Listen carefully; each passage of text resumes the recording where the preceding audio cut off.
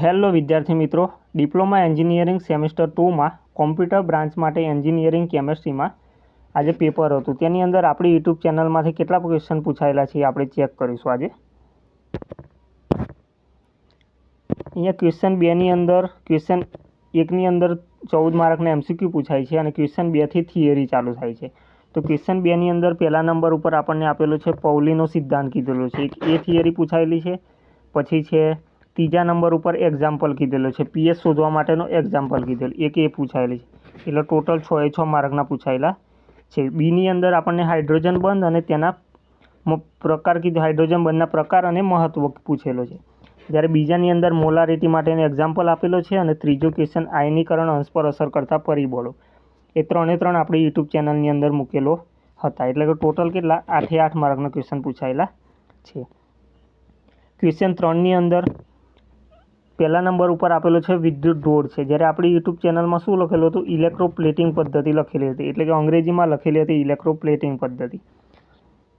એક એ પૂછાયેલો છે. પછી બીજા નંબર પર પીટિંગ સારણ છે, એ પૂછાયેલો છે.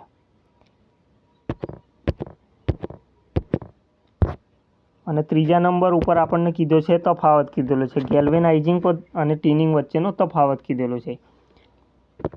એટલે કેટલા? તો એની અંદર ક્વેશ્ચન 3ના એની અંદર 6 માર્કને પૂછાયેલે છે. બીની અંદર વિદ્યુત રાસાયણિક કોષની રચના અને કાર્ય પદ્ધતિ, એટલે એક એ પૂછાયેલી છે થિયરી.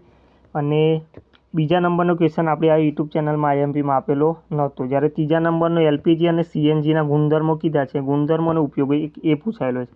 એટલે ટોટલ 8 માર્કના પૂછાયેલા છે. ક્વેશ્ચન 4ની અંદર બળતણ એટલે શું અને આદર્શ બળતણની લાક્ષણિકતા, એક એ પૂછાયેલો છે. અને બીજા નંબર ઉપર આપણને આપેલો છે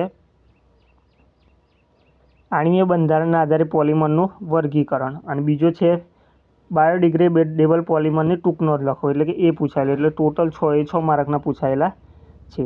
બીની અંદર આપણને કીધો છે પાવર આલ્કોહોલ એ પૂછાયેલો છે આપણી યુટ્યુબ ચેનલમાં. એટલે કે આની અંદર કેટલા 4 માર્કનો પૂછાયેલો ગણાશે.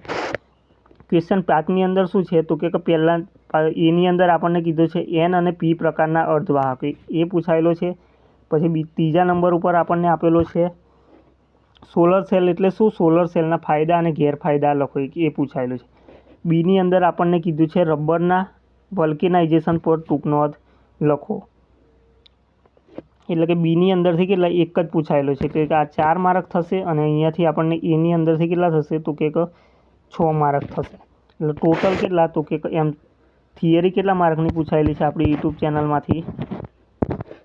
48 માર્કની થિયરી પૂછાયેલી છે. અને MCQ પૂછાયેલા છે 8 માર્કના MCQ પૂછાયેલા છે. એટલે ટોટલ 56 માર્કની 70 માર્કના પેપરમાંથી ટોટલ 56 માર્કની થિયરી પૂછાયેલી છે, પ્રશ્નો પૂછાયેલા છે.